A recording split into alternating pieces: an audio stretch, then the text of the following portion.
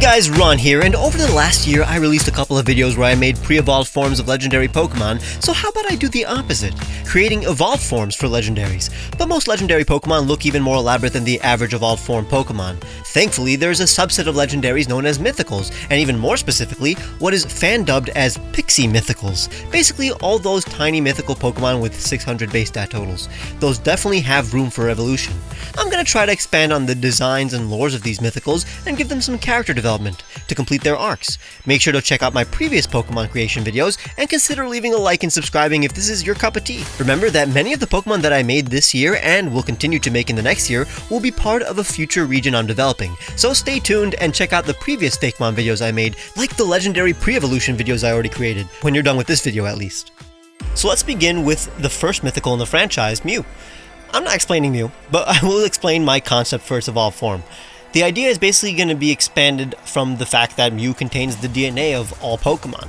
I'm going to create an original Mew, this Alpha Mew Prime that showcases Mew's true power and potential. Not only does it have the ability to transform, but has the ability to transform the DNA of others. It's basically inspired by the notion that aliens came to our planet and tampered with the DNA of early hominids, creating humans in the process. It'll look like a mix between Mew and Mewtwo, but basically the idea that Mewtwo was always supposed to look like it wasn't a genetic experiment. I'm also going to make it more explicitly related to the Lake Guardians, since there is a theory that Mew and the Lake Guardians are related species. I'm starting with a more mature Mew face, taking some inspiration from Mewtwo, but more soft and friendly. We're also making sure to not include any of Mewtwo's genetic experiment elements, like his head tube. It's basically a naturally born Mewtwo. Its arms are longer versions of Mew's cute arms, so nothing too anatomically human. Same idea for the legs. At this point, I thought it looked too simple, like a stretched Mew. That's when I realized I wanted to add some of the Lake Guardian face patterns to allude to the theory that they're related. I also included some of their gems as well. The whole time I wanted to make its tail have a double helix DNA motif, alluding to its powers. Originally I thought purple made it look like a mature Mew, but it ended up making it look too much like a Mewtwo, and even Frieza, so dark pink it is. It'll be pinkier, or even pinker, in the final render. Behold, Mutant, the old species Pokemon, from Meow, Mutant, and Tint, to allude to the fact that it can transform and therefore change type and color. Decades after the discovery of the new species Mew and the creation of its clone Mewtwo, this Pokemon was theorized to exist. Once captured by a famous trainer, Mewtwo began to communicate about visions it received from space, perhaps from this theorized Pokemon, Mutant. It is believed that Mutant is the fully evolved form of Mew. It contains the DNA of all Pokemon within it, but can also alter the DNA of others. It is believed that Mutant came down to Earth in ancient times to create modern Pokemon using its DNA tampering abilities.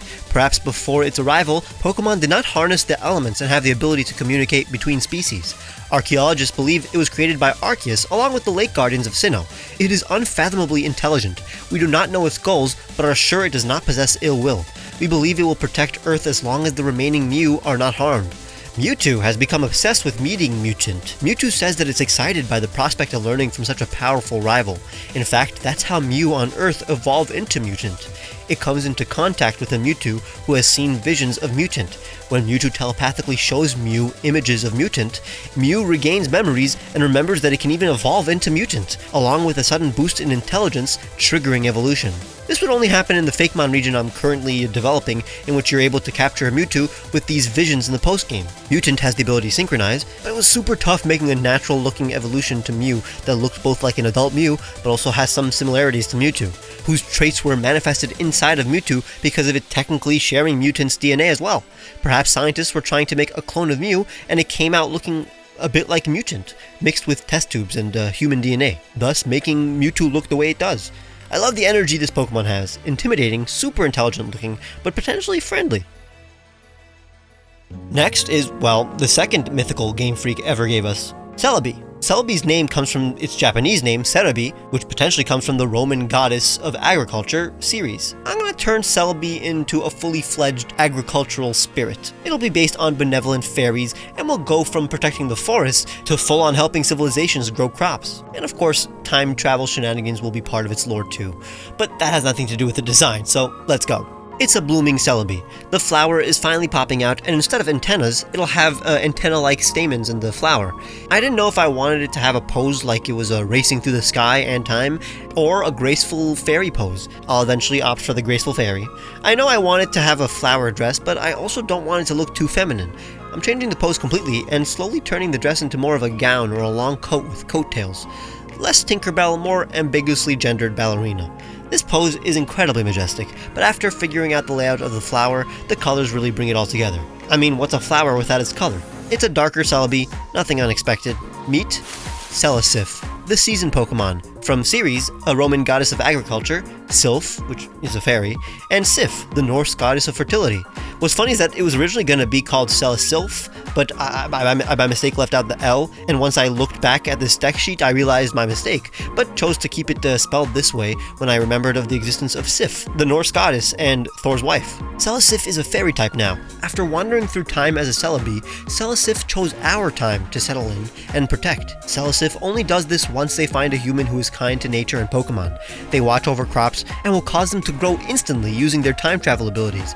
Instead of jumping through time themselves, Celebi is able to change the age of entire acres of land, allowing them to naturally grow in an instant. Celebi does not hide itself from humans, because it knows it has the power to vanquish anyone who wants to abuse it and its power. The nectar from its cranium flower can heal anything it touches. Celebi actually evolves into Celebi in my future region after meeting a pure of heart farmer. There's a small farm in my future region right next to the player's hometown, and it seemingly has nothing to offer, but you'll be rewarded if you go there with Celebi. It has the ability Natural Cure. By now, you'll notice that the shinies are inspired by the shinies of their prevos. I've always wanted to see a fairy-type Celebi evolution, even before fairy-type was a thing. I hope it manages to be pretty without being too feminine, since I want Celebi to always be ambiguous in that department. Next is Keldeo. I'm a relatively big Swords of Justice fan. I kinda like them all. So now I want to make the ultimate Sword of Justice. One I'm sure most people will like. A grown-up Keldeo. We're basically going to take a little colt and make him a full-grown stallion, with some of the design traits of the other Swords of Justice. Keep in mind that they're all based on the Three Musketeers and Keldeo is D'Artagnan, but I also want to express how, even as an adult, Keldeo is still a free spirit. It's a horse. I don't know how to draw horses. Basically, trial and error until it looks equine. Is that the word, equine?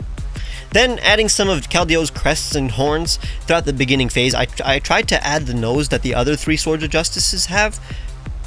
No, actually, the plural is Swords of Justice.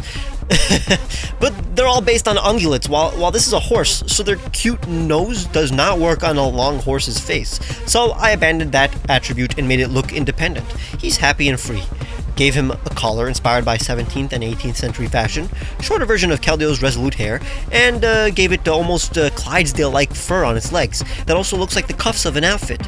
It has the disco aesthetic, almost like my boy is going out to the club now that he feels independent, refining it a bit and adding Keldeo's signature diamond before adding wave patterns on the cuffs. His colors are a dark version of Keldeo's, since if I kept it light it would look similar to Cobalions' color scheme.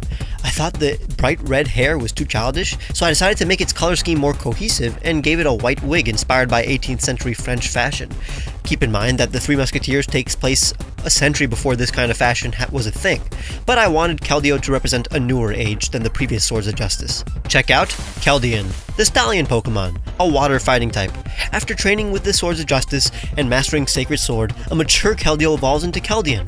In my future region, it would evolve after learning Sacred Sword and playing with the other Swords of Justice in my region's version of Pokemon Picnic. Keldeo has conquered every trial and surpassed its masters.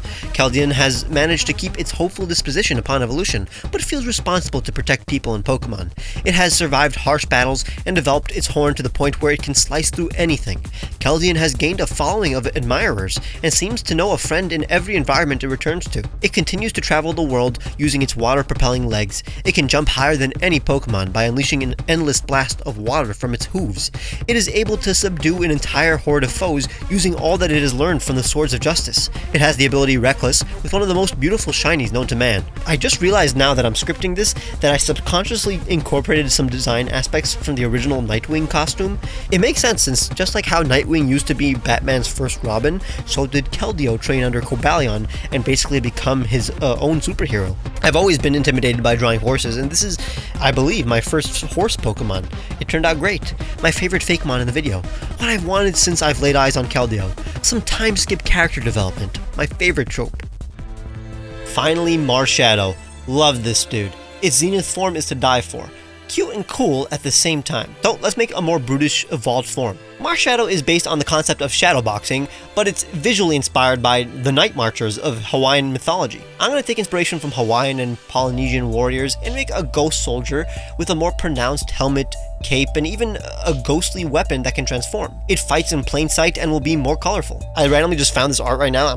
I want people to see it. Kind of the same concept as what I want to do, but way more friendly looking. It's a buff Marshadow, all grown up and ready to kick ass. While its helmet looks a bit Roman, it's actually inspired by the Hawaiian warrior helmets, same as the wisps on its neck, and side-facing cape. The rest is more fully fleshed out Marshadow, but then I added this ultimate ghost weapon it holds, and Polynesian tattoos and patterns, now a more saturated version of Marshadow's Zenith color palette, and obligatory accents. This is Totemarch, the Spirit rank Pokemon, a fighting ghost type. It evolves from Marshadow after holding a Spectral Spear, an item that also boosts attack and special attack by 1.3 times, but drains HP from non-ghost type holders. Totemarch grow larger as the night becomes darker. They do not hide within the shadows, but prefer to terrify their victims as they slash them with their Spectral Spear. This spirit weapon can turn into a staff, sword, bow, and even shield. Their cape blows in the direction of battle.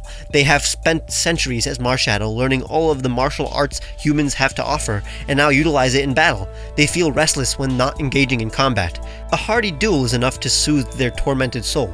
Totemarch are said to be the souls of fallen soldiers. Defeating foes in their current state can bring them to tears. The fiery wisp emanating from their eye is said to be an eternal tear, as Totemarch is crying tears of joy after finally vanquishing their enemies. They have the abilities Technician and the sickest shiny in the universe. In the future region I'm developing, you receive the Spectral Spear from a martial arts master in the post-game. So just level Marshadow up with that and it'll evolve. Marshadow is my favorite of the small mythicals, so I'm glad we can potentially make him more beloved by giving him an evolved form. Hopefully you leave a like to help make this video more beloved as well, and subscribe so I know to make part 2. Check out the videos where I make legendary prevos as well. Go to the description for the music I used, t-shirts I made for you guys, and my Patreon where you can get cool rewards like seeing my videos days early, which you can also do by pressing the join button. Follow me on Twitter where I post previews and full art of my Fakemon too. Bye!